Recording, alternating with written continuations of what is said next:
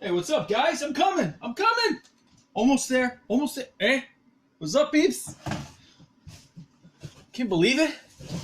We're already at Wednesday, hump day. Welcome back. I'm MTG Moxman, and my camera is not where it's supposed to be. There we go. A little bit off, but we're all still there. Hope you guys are having an awesome one. If you're new to the channel, please hit subscribe. Join us now in our journey of love, companionship, and nachos and cheese. All right, guys, here we go. I got something that came in the mail. That's right. And it's obviously from some place called Gamers Cafe. So, we had a little dip in the market for Mox Amber. Yeah, you guys know me. So I grabbed, some. Just I assume that's what this is. I haven't really bought anything else lately.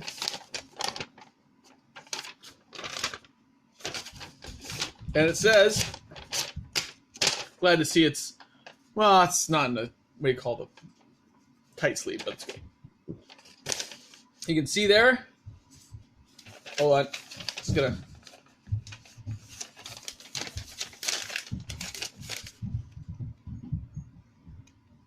Can you see it? Can you see it? No? Anyway, it's $18 Canadian. Guys, that is a low. Now, there was only one, or I would have bought a lot more. And I grabbed it fast. As fast as I could get it. Sorry, something came up on the side of my screen there. Also, I'm getting a new phone. It's a work phone, but I do use it for these videos. So what'll happen is, in the next whatever comes in, I'll do it. So it might be a sharp camera, might be a little bit more awesome. Who knows? We'll find out. But anyway, back to Mox Amber here, guys. We all know I'm a fan of Mox Amber. I mean, look at my channel, MTG Moxman, right?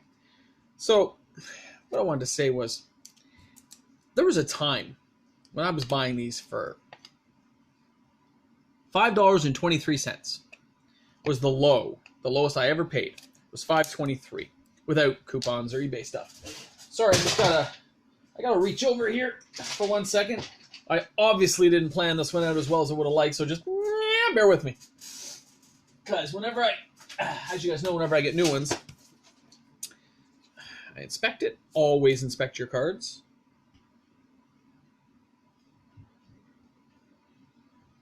It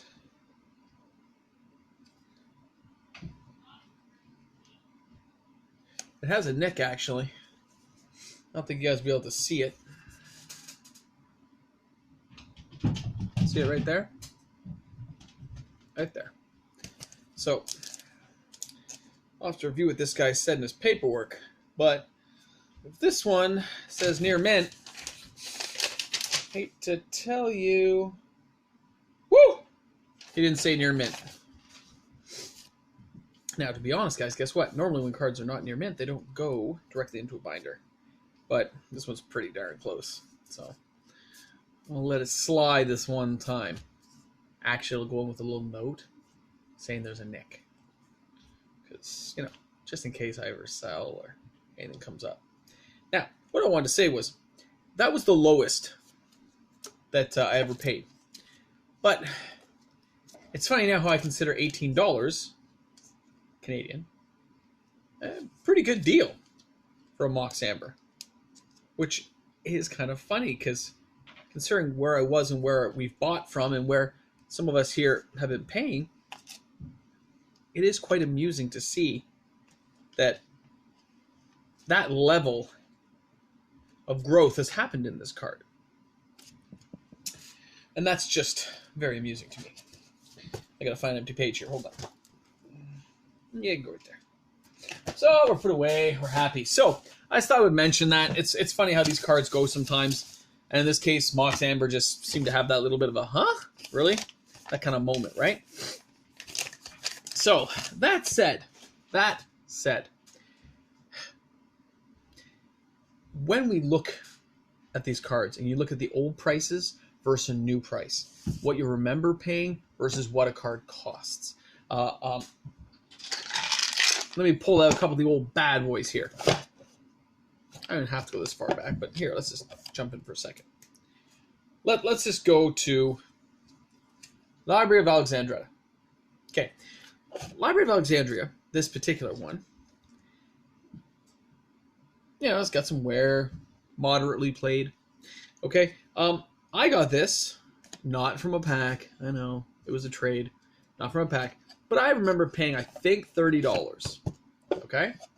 Now, some of you out there hear that would be like, $30? Well, you're talking 20 years ago. That was considered a lot of money. Yeah. And nowadays, it's not.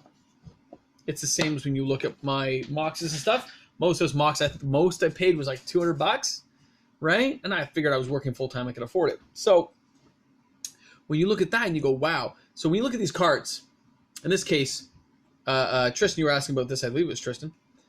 The Croxus, right? Croxa. Full art extended I got in one of the packs. Okay, I didn't realize these were shooting up. By the way, if you still want to contact me, we'll work something out. Don't worry. No problems. I have another one that was just a foil one that I got in a pack. But I got this one, the full art extended. And these things are shooting up, man. I saw Rudy's video on it, so I was like, really? I mean, they're a good card. They do have a use. But for exiling cards, it's not as usable to me particularly. So when you look at cards, I go, that card now versus Library of Alexandria. Me as an old school player, they're not even in the same ballpark. 7 cards, draw a card. I just get to keep cycling. Sometimes I can draw more than one in one turn. It's crazy. This card, discard a card, do some damage, make them discard. It's a good card. Cards nowadays have these multi-effects. By the way, I'm bringing this all back around, people who are still watching this video. I'm bringing this all back around the fact that they could print a vintage or a legacy set, because these kind of power level cards put into with old cards just make things insane in some cases. Oh, fun. Now, it won't beat the killer combo like, oh, Time Vault turn 1, game's over. What just happened? And I've done it to people, especially if somebody's cheesed me off. I'll be honest, guys. And you know who you are. Yeah. So if somebody cheeses me off, and we used to put this combo in, which is what is it? Time Vault, Voltaic Key, whatever it is. And you just untap it, keep taking turns. I have infinite turns, you have none. Ha ha ha ha ha. And I just kill you however I choose to kill you. So, and you can do it on turn 1. You just need to load a couple Moxes and your hand just goes and it's done. Scary, right? So it's not that power level, but they can work up to that. They can do what they want, guys. Wizards, as long as it makes the money, and it's okay. Look how we see Pioneer. Follow me on my train of thought here, people. We have Legacy, Vintage, kind of dying out. They've kind of shuffled it to the side. We'll just push that aside. Standard, still doing very well. You see standard cards everywhere. Pioneer, the next one they're trying to approach up because Modern's become so expensive, right? But they did Modern Masters. So what they're trying to do, in my eyes, is separate each series for each type of player. People who don't have a lot of money can play this one. People who have played that one for a long time and have now built up or got jobs or make real money, hey, you can do this one. And so on and so forth. It is not impossible to get a Type 1 deck. It's not. It's time consuming. But when I've seen people who had at the time, 4 of the full art extended Okos, I'm like, that's $400 or $500 right there. You can start getting some collector edition Moxes. You can start building a deck. You choosing to do it that way, which is fine. But if I'm thinking that, Wizards has already thought of that. I'm not like a genius. I'm not coming up with new ideas that nobody's heard of before. And by the way, that was a great card. The version of the Tundra, where if you have this card in your deck, you can't have a Tundra. That is a great functional reprint. Like that kind of stuff is what I'm talking about. They can do this without breaking too many rules. I know you said they won't do it. I get it, Tris. I know you said they won't, but I'm saying they could. And that's the option. As long as they put a little bit of variance to the card, enough that it won't hinder the rules, right? They had ping lands, right? They can still bring back ping lands and just do 1 damage, or they had the phase out lands that untap every other turn. They could do different variations of that and build the power level that way to get it to that point. That's all I'm saying. The possibility is up to Wizards. I'm not saying they're going to do it. I said they probably already have done it. They're just not printing it. They have test games probably every day with hundreds of people, 50 people, 60 people, 20 people, where they're just testing out deck series that they've created through concept designs, just like I did on my little computer. They've just got a lot more people working at it. I've once been told that they're like 5 sets ahead. It's sectioned out for like the next 2 years usually at a time. So come on. They got stuff up there, guys, and they can do this. right? If they got great cards like this right now, Oko and that coming up, banned right now, but trust me still. And you got great cards coming up where, like I said, they won't let a Mox fail. They're not going to let it fail.